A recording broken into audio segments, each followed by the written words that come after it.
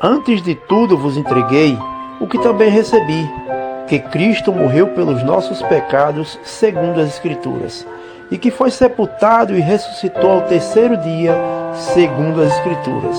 1 Coríntios, capítulo 15, 3 e 4. Efésios 1. Prefácio e saudação. Paulo, apóstolo de Cristo Jesus, por intermédio, ou melhor, por vontade de Deus, aos santos que vivem em Éfeso e fiéis em Cristo. Então Paulo começa a sua carta saudando a igreja, né?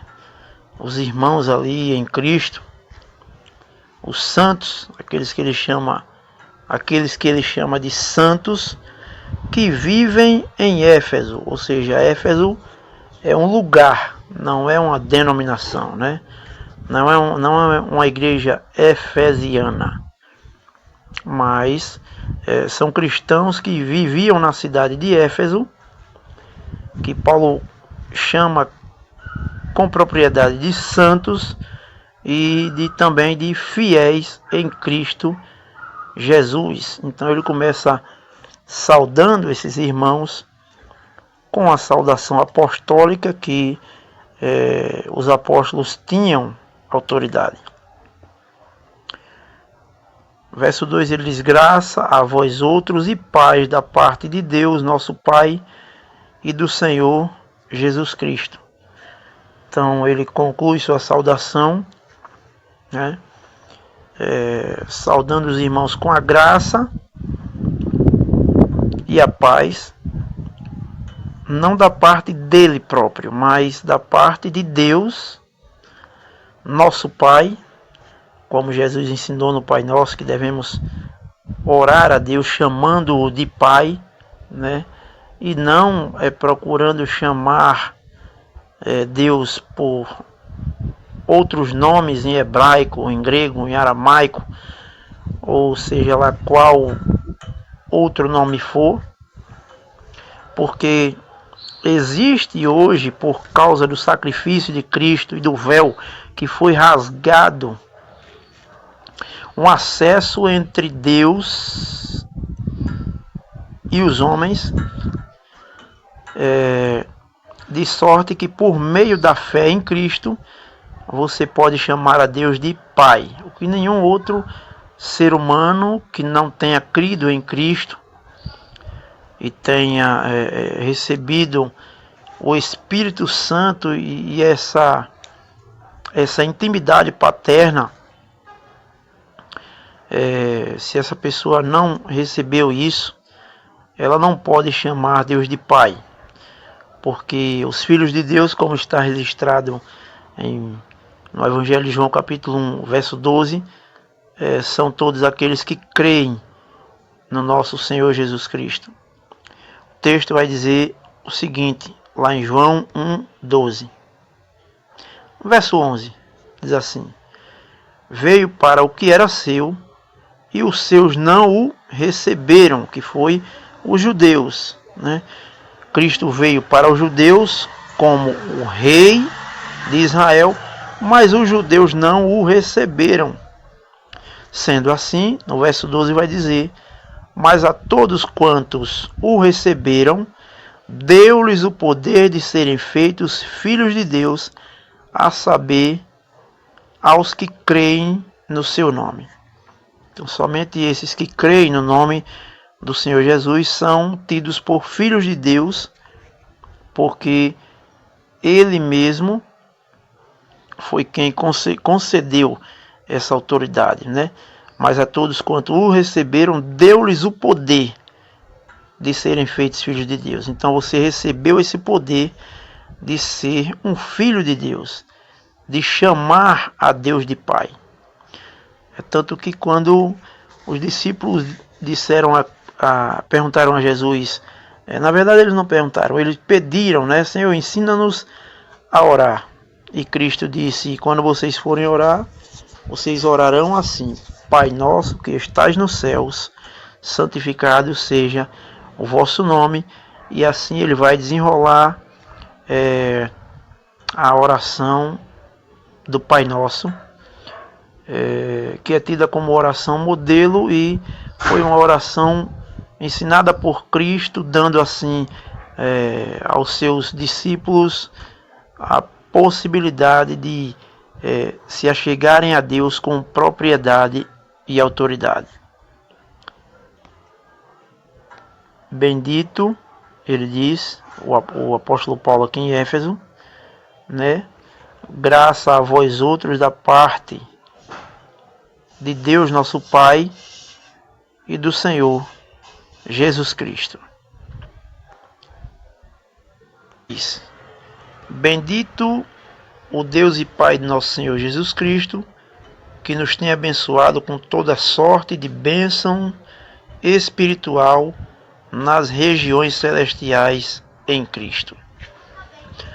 Uma das coisas que nós cristãos muitas vezes não temos dado conta e ficamos a mendigar as coisas deste mundo é o fato de nós não atentarmos para o que foi dito aqui pelo apóstolo Paulo.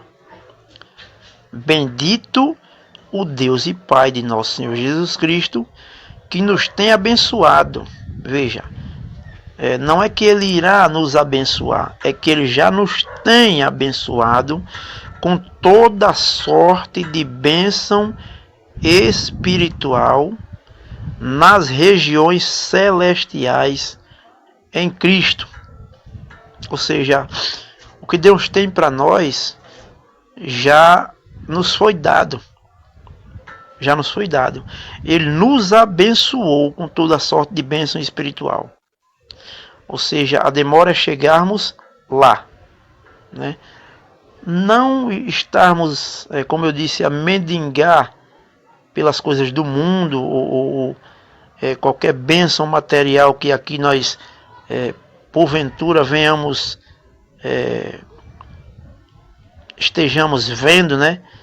Melhor dizendo, pessoas serem abençoadas e sendo assim ficarmos com ciúme ou até mesmo inveja dessas bênçãos que ainda que Deus possa nos abençoar de forma física, espiritual, não são essas as promessas que Deus tem para nós. Para Israel, sim, todas as promessas que Deus teve para Israel foram promessas terrenas, promessas de saúde, de prosperidade e de todas as formas de bênçãos materiais aqui neste mundo. Mas para a igreja, o corpo de Cristo, são bênçãos espirituais. Nós aguardamos o Senhor para irmos com Ele para as mansões celestiais, onde tudo já está preparado e que as nossas bênçãos, assim também como os galardões, né, que não são aqui, né? Algumas pessoas às vezes confundem galardão com recompensas terrenas aqui, não tem nada a ver. Galardão são coisas que nós iremos receber enquanto estivermos no céu, quando estivermos lá com Cristo, né? E sendo assim, tudo que diz respeito à igreja e à condição em que os filhos de Deus irão obter está relacionado com as coisas celestiais. Verso 4 ele diz: assim como nos escolheu nele antes da fundação do mundo, para sermos santos e irrepreensíveis perante ele e em amor. Então, certamente a maior bênção que nós recebemos foi essa. Foi Deus nos ter escolhido antes da fundação do mundo para sermos santos, ou seja, para sermos separados para o seu serviço, santos e irrepreensíveis perante ele e em amor. Por que irrepreensíveis perante Ele? Porque a nossa dívida já foi paga na cruz. Nós não devemos mais nada, né? Ele rasgou o escrito de dívida que constava contra nós, cravando na cruz. É o que o apóstolo Pedro vai dizer em uma das suas cartas. Ele rasgou o escrito de dívida. Por isso, nós nos encontramos diante dele como santos e irrepreensíveis perante ele e em amor.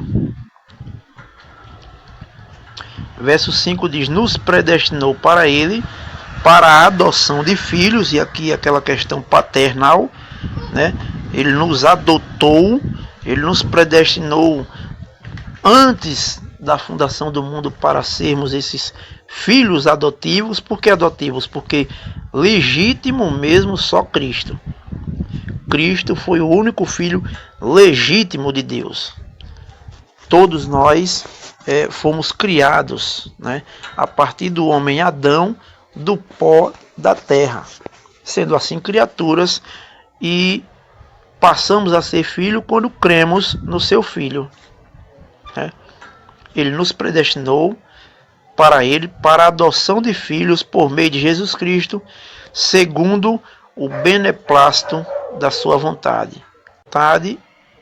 Mas também, verso 6, para louvor da glória da sua graça, que ele nos concedeu gratuitamente no amado.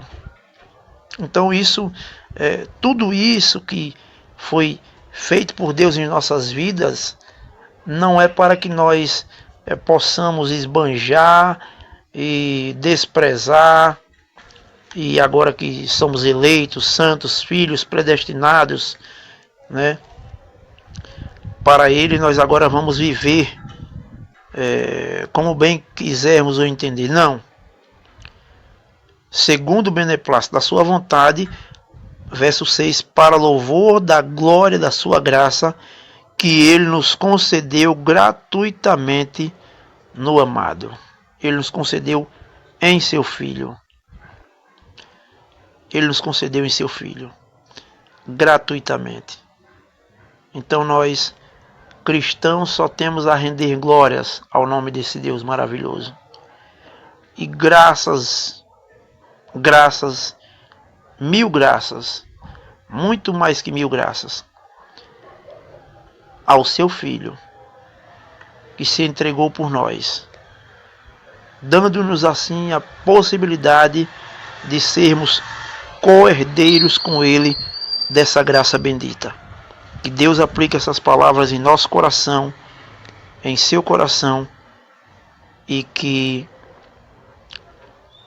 tudo que viemos fazer aqui seja para o louvor da glória da graça daquele que nos concedeu gratuitamente no amado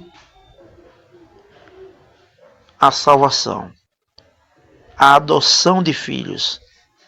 Nos predestinou para isso, para sermos santos, e que assim sejamos, para a glória de Deus Pai, em nome de seu Filho, nosso Senhor Jesus Cristo. Amém. Ao lembrarmos do teu nome, Jesus Cristo, não podemos esquecer do teu amor, que te trouxe a este mundo arruinado, pra morrer pelo mais pobre pecador. Ninguém mais havia de tão digno para libertar o pecador. O Cordeiro de Deus puro, sem pecado, pôde dar-nos tanto amor. Nossas almas mergulhadas em tristeza despertaram tua nobre compaixão. Tuas ternas mãos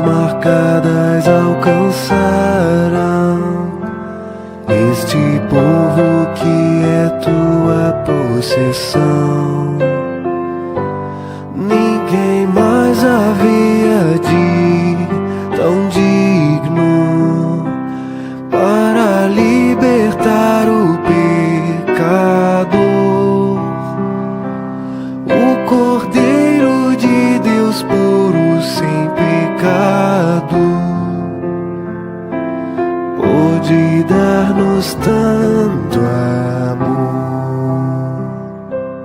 Ninguém mais podia nos dar novo alento, ninguém mais podia numa cruz morrer. Para nos salvar deixaste tua glória, e tal glória vamos logo conhecer. Ninguém mais havia de tão digno para libertar o pecador. O Cordeiro de Deus puro, sem pecado, pôde dar-nos tanto